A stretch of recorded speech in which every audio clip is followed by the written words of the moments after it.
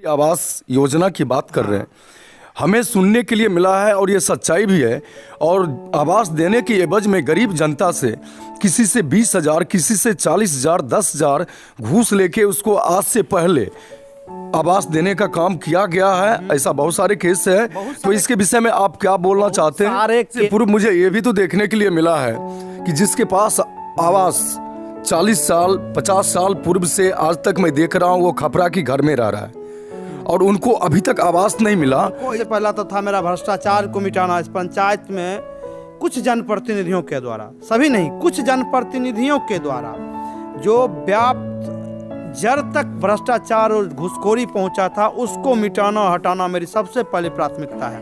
और मैं भगीरथ कुमार सिंह और आज मैं जीतने के बाद पहली बार जिन प्रत्याशी से मिलाने जा रहा हूं, ये माना जा रहा है कि इस प्रखंड में सबसे शिक्षित और सबसे युवा उम्मीदवार है। गोपेश जी नमस्कार। तो जीतने की सबसे पहला नंबर मुबारकबाद दे रहा हूं मैं आपसे।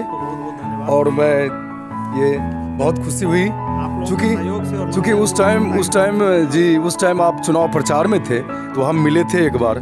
तो आपने बहुत सारे विकास के विषय में बोले थे कि ये विकास करेंगे वो विकास करेंगे। तो मैं आपसे एक ही सवाल करना चाह रहा हूँ कि विकास का आपका जितना भी एजेंडा है उसमें सबसे प्राथमिकता आप शिक्षा को दे रहे हैं या स्वास्थ्य को दे रहे हैं या आवास को दे रहे हैं या पंचायती रूप से जो बहुत सारे मामला थाना में जा रहा है, ये हो रहा है वो हो रहा है, आप किस मुद्दे को सबसे पहला लेके चले हैं? सबसे पहले तो मैं मनसेरपुर की इस देवमयी जनता को प्रणाम और धन्यवाद देना चाहता हूँ कि उनके सहयोग और समर्पण से मैं इस पंचायत के चुनाव में पहली बार मैं चुनाव में उतरा था और अपार बहुमत से मैं चुनाव जीता हूँ। इसके लिए मैं मनसेरपुर की समस्त जनता को प्रणाम करता हूँ और धन्यवाद देता हूँ कि आपने जो बोझ मुझे दिया है, जो वोट और समर्पण और समर्थन दिया है, उसका मैं हमेशा ऋणी रहूँगा और इस ऋण को इस पंचवर्षीय 5 साल में मैं चुकाने का पूरी तरह से कोशिश करूँगा और ईमानदारी पूर्वक कोशिश करूँगा। और फिर मैं आता हूँ आपके सवालों पर।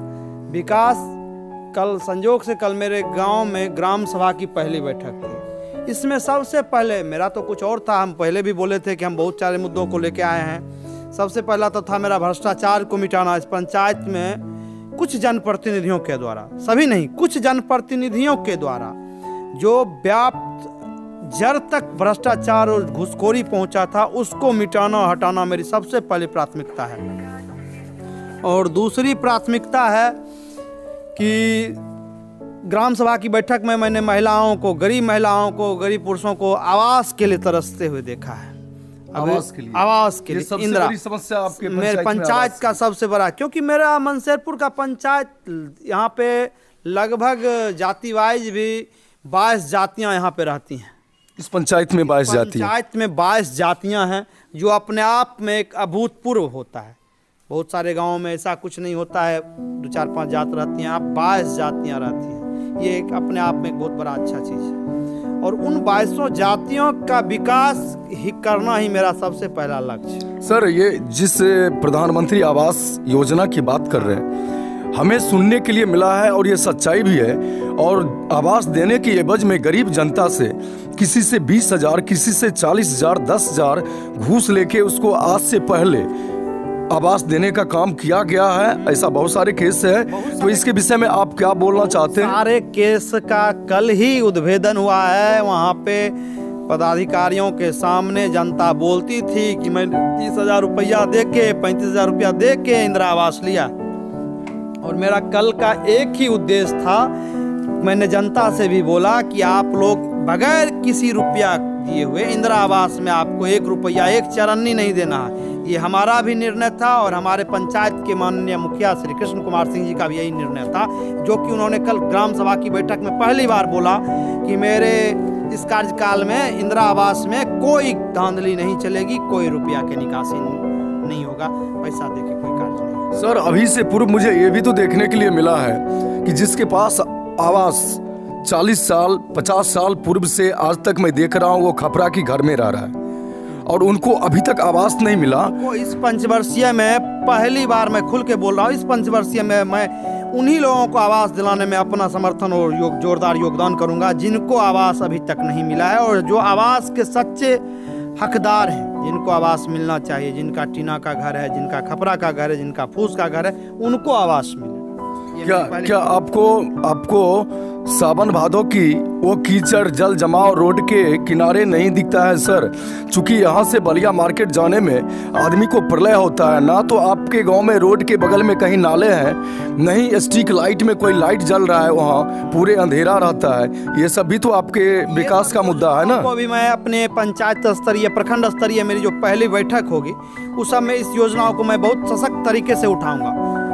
आगामी जो प्रस्तावित मेरी समिति की प्रखंड स्तरीय प्रखंड प्रमुख साहब के नेतृत्व में जो बैठक होगी उसमें मैं इस मुद्दे को बहुत जोरदार तरीके से उठाऊंगा कि हमारे मनसेरपुर मेन सड़क के दोनों तरफ नाला और सड़क का निर्माण बहुत अच्छे से, जल जमाव एक सड़क सिर्फ हमारी मनसेरपुर की नहीं, ये हमारे मनसेरपुर और भगतपुर की सबसे बड़ी समस्या है। जी, ये तो समस्या है। इस पंचायत के 6 पंचायत के लोग इस रोड से गुजरते हैं, इससे भी ज्यादा पंचायत के लोग इस रोड से गुजरते हैं सर। सिर्फ हमारा ही पंचायत नहीं, लगभग 6 से 7 पंचायत इस रोड से गुजरते हैं, और उन लोगों को इस कादो और कीचड़ में गुजरना पड़ता है। और हाल ही में 2 दिन पहले जब बारिश हुई थी तो उसका वही हाल था, जाना मुश्किल हो जाता है। और दूसरा है कि हम उप स्वास्थ्य केंद्र, हम आज भी बोल रहे हैं, चुनाव से पहले भी मैंने बोला, उप स्वास्थ्य स्वास्थ्य केंद्र का मनसेरपुर पंचायत में जरूर इस पंचवर्षीय में यो इसका निर्माण होगा। ये मैं आपसे फिर पुनः एकदम कहता हूँ, निवेदन करके कहता हूँ कि मेरी जितनी क्षमता होगी मैं स्वास्थ्य मंत्री तक से मिलूंगा, और ऐसे तो प्रावधान यह नीतीश जी ने किया हुआ है कि हर पंचायत में एक उप स्वास्थ्य केंद्र की स्थापना होगी, तो मैं उप स्वास्थ्य केंद्र की स्थापना जरूर करवाऊंगा। ये मेरा दूसरा सबसे बड़ा ये है। चलिए आगे, जनता को आप इस तरह की आश्वासन दिए हैं, और जनता तो भोले भाले होते हैं और नेता की आश्वासन पे ही वोट डालते हैं, लेकिन नेता को जनप्रतिनिधि को चाहिए कि वो जनता की उम्मीद पे खड़े उतरें, और आपका उम्मीद, आपसे जो जनता की उम्मीद है और आप जिस तरह से बोल रहे हैं, इस बात के लिए बहुत बहुत धन्यवाद। और ऑल न्यूज़ बिहार इस बात के लिए आपकी तारीफ करते हैं।